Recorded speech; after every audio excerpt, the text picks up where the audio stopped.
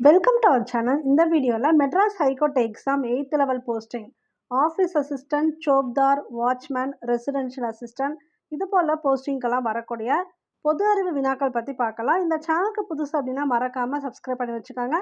Bell ஐக்கானும் click பண்ணி வச்சுக்கோங்க. அப்போ தான் நாங்கள் போடுற வீடியோ இமீடியட்டாக உங்களுக்கு ரீச் ஆகும்.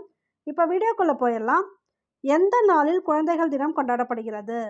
ஃபியூ செகண்ட்ஸ் டைம் தரேன், ஆன்சர் கெஸ் பண்ணுங்கள். அதுக்கப்புறம் நானே ஆன்சர் சொல்கிறேன்.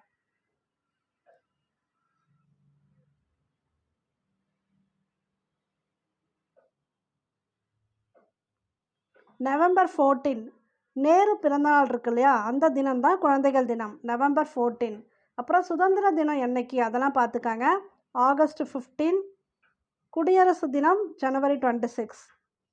கல்லணையை கட்டியவர் யார்?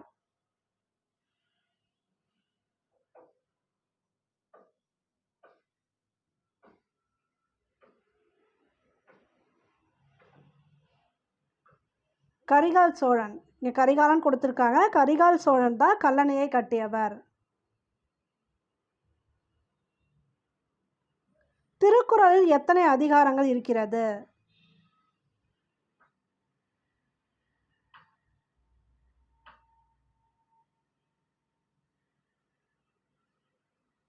நூற்றி 33 அதிகாரங்கள்.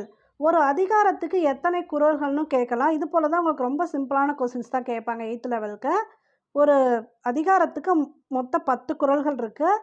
ஸோ டோட்டலாக திருக்குறளில் எத்தனை குறள்கள் இருக்குன்னா 1330 குறள்கள் இருக்குது. எழுதியவர் திருவள்ளுவர். சிலப்பதிகாரத்தை எழுதியவர் யார்?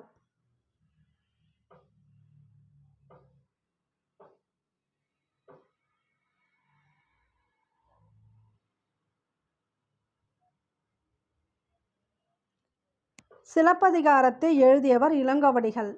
கம்பர் இயற்றியது கம்பராமாயணம். வியாசர் எழுதினது மகாபாரதம். சீத்தலை சாத்தனார் எழுதினது மணிமேகலை.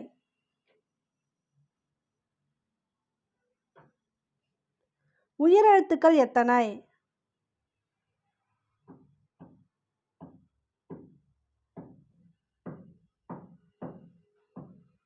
உயிரெழுத்துக்கள் மொத்தம் 12, மெய்யெழுத்துக்கள் 18. டோட்டலாக இருக்கக்கூடிய எழுத்துக்கள் 247. திருமலை திருப்பதி எந்த மாநிலத்தில் இருக்கிறது?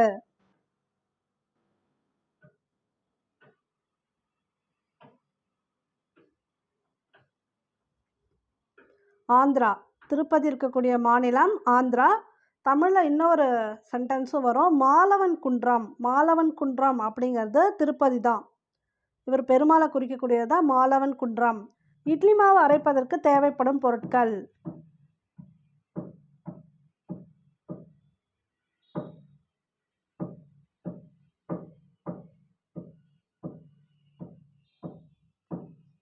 இங்கே கொடுத்துருக்கிறதுல உளுந்து, அரிசி துவரம்பருப்பு கொடுத்துருக்காங்க கிடையாது, கோதுமை கடலைப்பருப்பு இதெல்லாம் கிடையாது.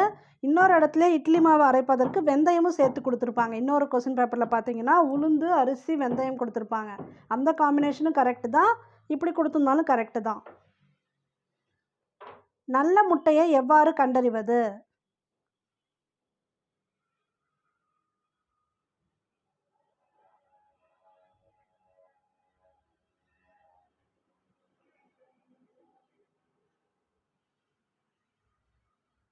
நல்ல முட்டை நீரில் போட்டவுடனே உள்ள மூழ்கும்.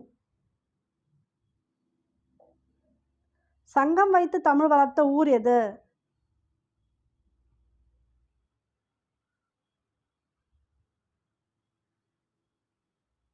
மதுரை.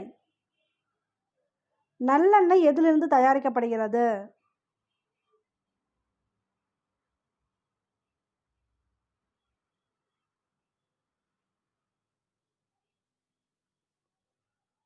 எல். இந்த கொஸ்டின் இப்போ ரீசெண்டாக நடந்த 2024 எக்ஸாம்லுமே கேட்டிருந்தாங்க. இது வந்து ஓல்டு கொஸ்டின் பேப்பர் கொஸ்டின்ஸு, இதுலேயுமே கேட்டிருக்காங்க பாருங்கள். நல்லெண்ணெய், எள்ளெண்ணெய் ரெண்டும் ஒன்று தான். ஸோ நல்லெண்ணெய் வந்து எதுலேருந்து தயாரிக்கப்படுகிறதுனா எள்லேருந்து. பாமன் பாலம் எந்த மாவட்டத்தில் இருக்கிறது?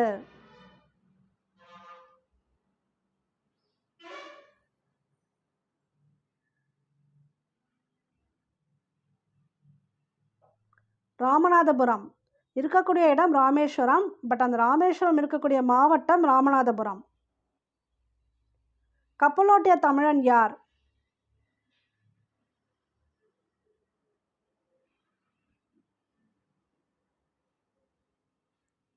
வ.உ. சிதம்பரனார். வ.உ.சின்னு கூட சொல்லுவாங்க. கப்பலோட்டிய தமிழன் இவர் தான்.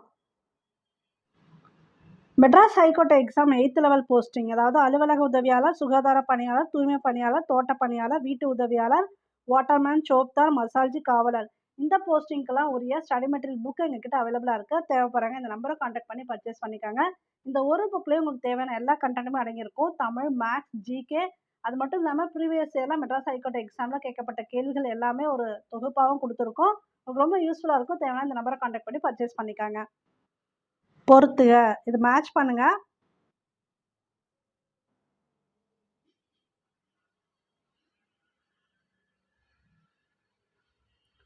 ஆத்திசூடி. ஆத்திசூடி வந்து ஔவையார். திருக்குறள் திருவள்ளுவர், வள்ளுவர்னு ஷார்ட்டாக கொடுத்துருக்காங்க. பார்த்திபன் கனவு கல்கியோடது. மகாபாரதம் வியாசர். இப்போ தான் பார்த்தோம். இதில் புதிய ஆத்திசூடி யாரோடதுன்னு பார்த்தீங்கன்னா பாரதியாரோடது. ஓடி விளையாடு பாப்பா என்ற பாடலை எழுதியவர்?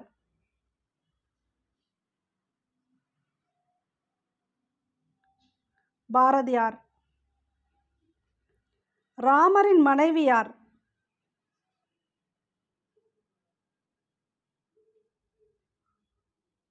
மேற்கண்ட எவரும் இல்லை. ஏன்னா இங்கே கொடுத்துருக்கிறதுல யாரும் வந்து ராமரோட மனைவி கிடையாது. ராமரோட மனைவி சீதைன்னு எல்லாருக்கும் தெரியும். இவங்க கொடுக்கறது பாஞ்சாலி, சூர்பனகை, மண்டோதரி. அப்போ அவங்க யாருமே கிடையாது. ஸோ மேற்கண்ட எவரும் இல்லை. பொதுவாக காய்கறிகளை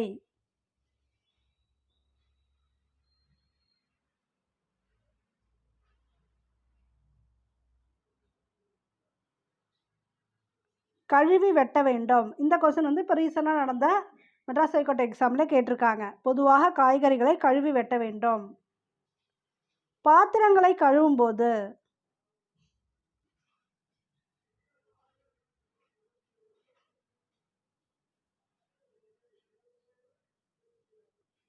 வாளியில் தண்ணீரை எடுத்து வைத்து கழுவ வேண்டும். இதுதான் வந்து சிக்கனமான ஒரு முறை. பாத்திரங்களை கழுவும் போது இது போல் வேகமாக திறந்து விட்டு கழுவக்கூடாது. அதுபோல் மெதுவாக திறந்து விட்டு கழுவினாலுமே வேஸ்டேஜ் தான் ஆகும் தண்ணி. மேற்கண்ட எதுவுமே வராது. இது வரும், வாளியில் தண்ணீரை எடுத்து வைத்து கழுவ வேண்டும். இது வந்து கொஞ்சம் தண்ணீரை மிச்சப்படுத்துறதுக்கான வழி. இதை அப்படியே மேட்ச் பண்ணுங்க.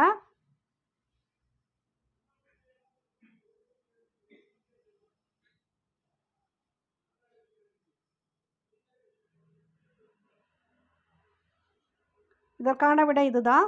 தூத்துக்குடியில் என்ன ஃபேமஸாக கிடைக்கும் அப்படின்னா தூத்துக்குடியில் முத்து. மணப்பாறை. மணப்பாறையில் வந்து முறுக்கு வந்து ஃபேமஸ்ஸு. ராஜபாளையம். ராஜபாளையம் நாய் ஃபேமஸ்ஸு. பத்தமடை பாய்க்கு ஃபேமஸ்ஸு. ஸோ ஒவ்வொரு ஊரோட சிறப்பு வந்து தெரிஞ்சு வச்சுக்கோங்க. தகவல் தொடர்பு முன்னேற்றத்தால் டேஷ் சுருங்கி விட்டது. இது வந்து மோஸ்ட் ரிப்பீட்டட் கொஸ்டின். மெட்ராஸ் ஹைகோர்ட்டில் அடிக்கடி இந்த கேள்வி கேட்டிருக்காங்க. தகவல் தொடர்பு முன்னேற்றத்தால் டேஷ் சுருங்கி விட்டது.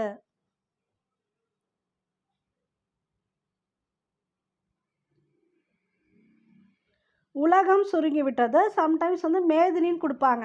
மேதினி அப்படின்னாலும் உலகம் தான் மீனிங். சரிங்களா? ஸோ உலகம் சுருங்கி விட்டது. உச்சநீதிமன்றம் எங்கே இருக்கிறது?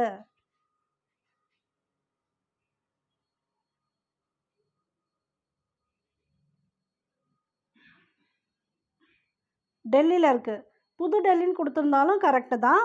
நம்ம இந்தியாவை பொறுத்த வரைக்கும் ஒரே ஒரு உச்சநீதிமன்றம் தான் இருக்குது. அது இருக்கக்கூடிய இடம் புது டெல்லி. ஸோ இந்த 20 கொஸ்டின்ஸ்க்கு நீங்கள் எவ்வளோ மார்க்ஸ் ஸ்கோர் பண்ணியிருக்கீங்க அப்படிங்கிறத மறக்காமல் கமெண்ட் பாக்ஸில் போட்டுருங்க. இந்த சேனலுக்கு நீங்கள் ஃபஸ்ட் டைம் வரீங்க அப்படின்னா சப்ஸ்கிரைப் பண்ணி வச்சுக்கோங்க. பெல் ஐக்கானும் கிளிக் பண்ணுங்கள். அப்போ தான் நாங்கள் போடுற வீடியோ இமீடியட்டாக உங்களுக்கு ரீச் ஆகும். தேங்க்யூ ஃபார் வாட்சிங்.